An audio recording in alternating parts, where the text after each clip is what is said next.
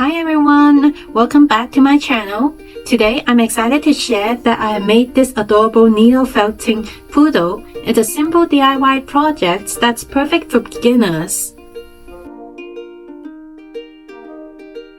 If you're new to needle felting, make sure to check out my needle felting usagi video, link in the top right corner and below in the description, where I go over the tools and basic in more details.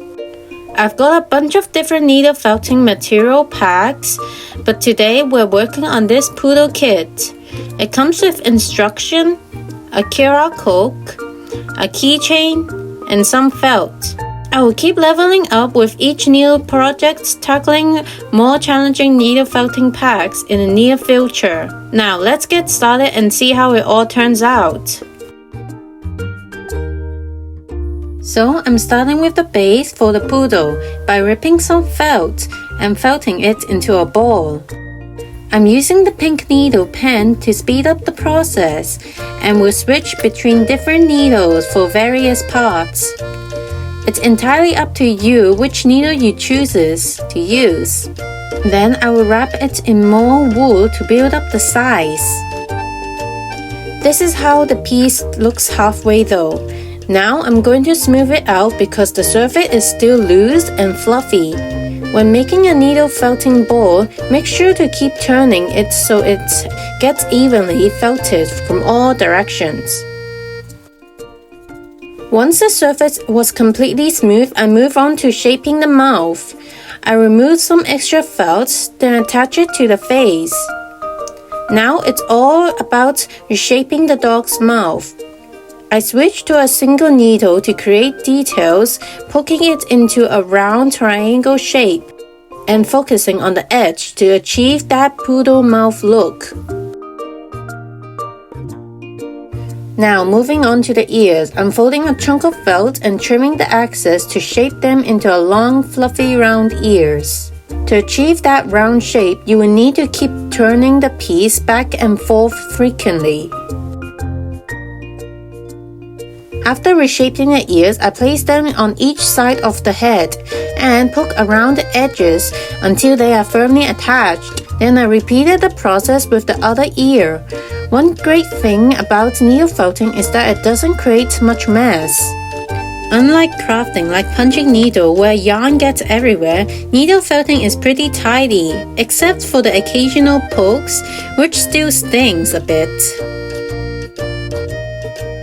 Now onto the eyes. I started by making 2 small holes, carefully dabbing the needle in one spot and gradually shaping them. A tip here is to be careful not to overfelt because once it's done, it can't be undone. Next, we will add the tiny black glass eyes and the nose.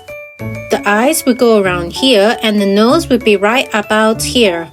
At this stage, the dog's head looks a bit airy with just the eyes and nose in place, but it will come together soon.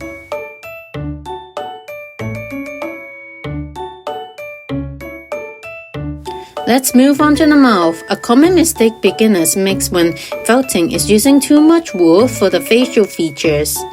I made that error in my last usagi video and had to redo the whole face. So be sure to use the tiniest amount possible here. For the tongue, I added just a small bit of felt, carefully felting it inside the mouth to make it stick out slightly. I built the tongue shape little by little, making sure not to overdo it.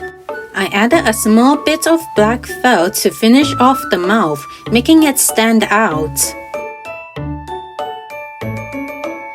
Now it's time to add some details to the ears by applying a little golden brown felt to the outer edge.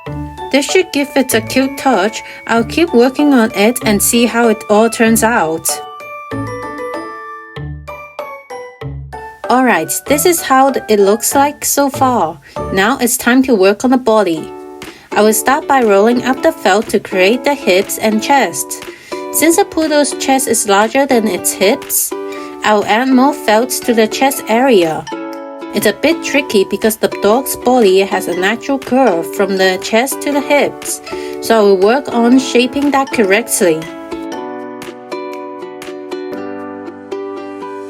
Now, what's a body without legs?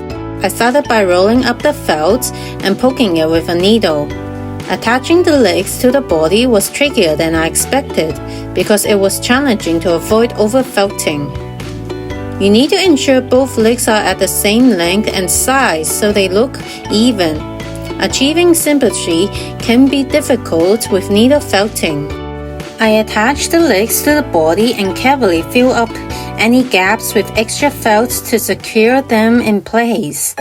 Lastly, attach the head by adding a bit of extra felt to secure it to the body. I poked the felt downwards to help the piece stick together.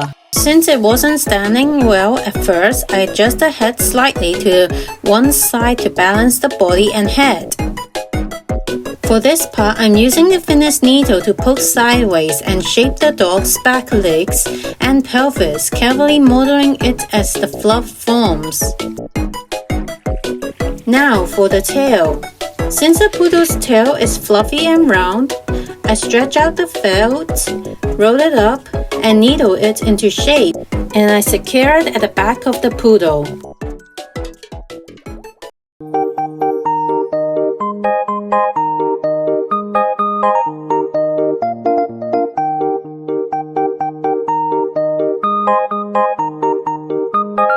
And I think I'm done. I'd say it's not too bad. You can tell it's a poodle, right?